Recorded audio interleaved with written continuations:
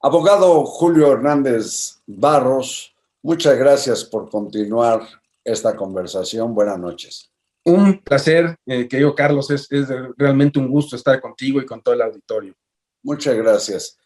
El planteamiento que dejé anoche es que debes haber conocido en tu calidad de comisionado ejecutivo de atención a víctimas, pues el trabajo o el comportamiento de la Procuraduría General de la República bajo la conducción de Jesús Murillo Caram, donde la subprocuradora de Derechos Humanos era Eliana García, que había sido presa política, había militado, entiendo, en el PRD, y pues era una activista que yo supongo que no debe haber permitido, si supo de algo, violaciones, yo diría más bien graves, porque en todas las investigaciones policíacas se atropellan las diligencias y resulta que porque no se consigna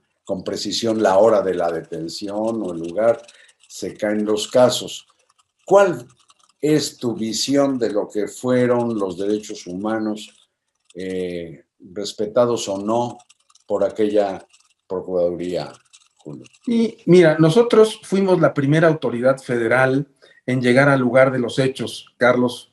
Llegamos apenas 2 días después de que habían ocurrido. Los hechos los tenía en investigación el gobierno de Guerrero y la Procuraduría de Guerrero. Y nosotros como autoridad federal acudimos inmediatamente a constatar pues estos gravísimos hechos que nos sismaron a todos y que han sido pues un parteaguas en la seguridad de nuestro país, y que además de vulnerar el Estado de Derecho, pues nos vulneran a todos nosotros, porque pues todos estamos sujetos a este grado de inseguridad que vive nuestro país, no en este sexenio, sino que lo ha venido viviendo desde hace mucho tiempo. Y acudimos a ese llamado y vimos las primeras investigaciones que en ese entonces hacía la Procuraduría del Estado de Guerrero, que el fiscal era un licenciado Iñaki, que ha estado pues también en la mira en estos días. Iñaki Blanco. Iñaki Blanco. Él hizo una investigación preliminar que yo tuve acceso a ella y que no varía mucho del informe que después de la Procuraduría General de la República, efectivamente al mando de la Subprocuraduría de Derechos Humanos. Esta investigación, cuando la toma la PGR, la toma la Unidad de Delincuencia Organizada, y a los pocos días la transmite a la Subprocuraduría de Derechos Humanos bajo el mando efectivamente de la subprocuradora en ese entonces, Eliana García, con la que yo tenía una relación muy cercana y con la que teníamos juntas muy seguido para ver este caso. Y fue un caso que se fue armando sin la intención, yo te lo puedo decir porque lo viví, no porque yo integré esa averiguación, lo integraba la Procuraduría, pero nosotros como comisionado de atención a víctimas y la propia comisión tenía la obligación legal de velar por los derechos de las víctimas. Y uno de los principales derechos de las víctimas son el derecho a la verdad y el de acceso a la justicia. De manera que sí nos competía a nosotros supervisar esas carpetas de investigación. Y muy de cerca estuvimos viendo esa averiguación previa. Perdóname por entender mejor el papel que desempeñaste. La Comisión Ejecutiva de Atención a Víctimas hacía una especie como de vigilancia o auditoría externa a lo que se hizo en la PGR. Podríamos decirlo de esa manera. Nosotros garantizábamos los derechos de las víctimas, les dábamos medidas de ayuda, de asistencia, de atención, con la finalidad de llegar a una reparación integral, y en ese espacio, por supuesto que velábamos por el derecho a la verdad y a la justicia, que implicaba pues que las averiguaciones del delito se hicieran de forma seria, metódica, que no se escondiera nada, ¿no? Tu tarea y supongo la de la entonces subprocuradora de Derechos Humanos no era o no tenía que ver propiamente, digamos, con los probables o seguros asesinos de los normalistas, sino de atención más bien con los familiares, los deudos, los padres y madres de los normalistas de Ayotzinapa. ¿Estoy bien?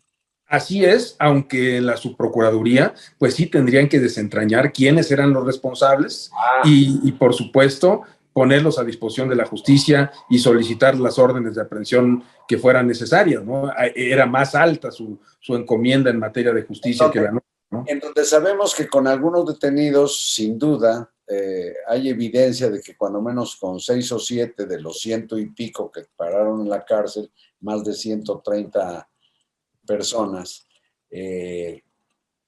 cuando menos a 7, entiendo, se les maltrató o se les torturó. Pero entiendo que la tortura en un caso criminal, pues es una de las partes de toda la investigación o lo que haya reunido el Ministerio Público, porque si además hay testimonios, evidencias, peritajes o periciales que demuestran que esa persona a quien la policía o las Fuerzas Armadas torturaron, en un proceso se quita la parte de la tortura, pero lo demás sigue pesando, ¿o no? Es así, así debe de ser. Habría que ver si se califica como tortura, si los protocolos de Palermo, en este caso, son la mejor prueba para llevarlo a cabo. Es una prueba psicológica, médica, multidisciplinaria, en donde se puede llegar a saber si hubo o no tortura, o simplemente se trata de una prueba ilegal. Nosotros vimos algunos videos, ¿no? Lo que pasa, Julio, te lo planteo porque corre la especie, desde mi punto de vista infundada, porque conozco no solo el expediente de aquella PGR, sino también el estudio acucioso que hizo la Comisión Nacional de los Derechos Humanos sobre el caso, pues pareciera, o se ha corrido esta patraña de que todo lo que desembocó en la dichosa verdad histórica está fundado en confesiones obtenidas bajo tortura. Y eso es negar o hacer caso omiso de todas las diligencias de todo tipo que hubo en distintas ramas de la criminología, ¿no?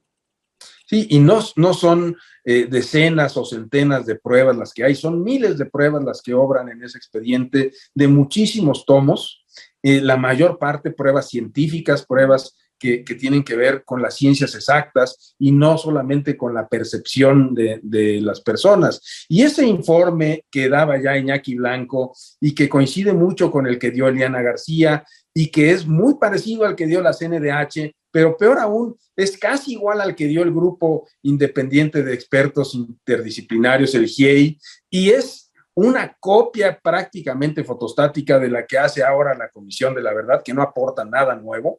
Bueno, pues todos esos expedientes están fundamentados en pruebas de carácter científico y no solamente en testimonios arrancados a través de la tortura o de mala praxis, ¿no? Y de 130 y tantas personas imputadas, pues resulta que son 7, digamos 10, o que fueran 20, pues a los que torturaron, pero el resto de evidencias es lo que conforma, entiendo, eso que le llaman el cuerpo del delito. Y te quiero preguntar esto. En el caso del homicidio, creo saber que lo importante es saber qué o quién mató a una persona y lo que tiene que ver con lo que hizo con el cuerpo o el lugar donde cometió el homicidio, etcétera, pasa a ser secundario, creo yo. Lo importante es saber qué es lo que pasó y en el caso de la verdad histórica dichosa, pues se sabe que los policías municipales levantaron y entregaron a sus asesinos a los muchachos. Eso está tal cual en el informe del subsecretario Alejandro Encinas. En ese sentido, pues la detestada verdad histórica parece que sigue inamovible. Sí, yo no veo ningún cambio, salvo ese que tú mencionas sobre el lugar en que fueron ejecutados, en donde hay alguna discrepancia, porque incluso reconocen que algunos de los cuerpos pudieron haber sido muertos ahí en el basurero de Cocula. Incluso el nuevo informe de la Secretaría de Gobernación y de la Comisión de la Verdad, bueno, pues esa pequeña diferencia no cambia en nada efectivamente cómo ocurrieron los hechos. Está muy claro, ¿no? Fueron detenidos por la policía municipal de Cocula, de Iguala, quizá de Huitzuco, y fueron entregados al crimen organizado, el que dispuso de ellos aparentemente, porque tampoco hay pruebas de que a todos los hayan Eso no matado. ha variado, pero con las acusaciones ahora contra 83 personas, la mayoría ex servidores públicos, incluidos 20 jefes y elementos de tropa de las Fuerzas Armadas, pues yo digo, ¿a poco esos exfuncionarios públicos mataron y desaparecieron a esos muchachos? Es delirante desde mi punto de vista. Pareciera que están más preocupados en castigar a quienes indagaron, a quienes dieron horas y horas y desvelos por descubrir la verdad de los hechos, a los que estuvieron consiguiendo pruebas, a los que incluso, por ejemplo, yo te puedo decir, del ejército hubo más de 10,000 efectivos en la búsqueda de los estudiantes y que no intervinieron en los hechos. Oye, en los hechos de seguridad pública no deben de intervenir, ni en ese entonces que aún estaban más coartada su posibilidad de hacerlo, ni en este momento el debate está en que no queremos una Guardia Nacional militarizada y la Constitución lo prohíbe en el artículo 21 expresamente, que era todavía más claro en la época de los hechos. No podía intervenir el ejército en cuestiones de seguridad pública, pero sí lo hizo buscando, ¿eh? Pero la Constitución impide que el ejército participe en actividades de seguridad pública y el ejército en el cuartel de Iguala jamás intervino cuando había una movilización de estudiantes de Ayotzinapa. Pero Julio, está concluyendo la emisión, yo te pido que remates el asalto a la razón. Pues mira, absoluta coincidencia en los informes de la CNDH, de la PGR, del GIEI y de la verdad histórica. No hay un cambio sustancial.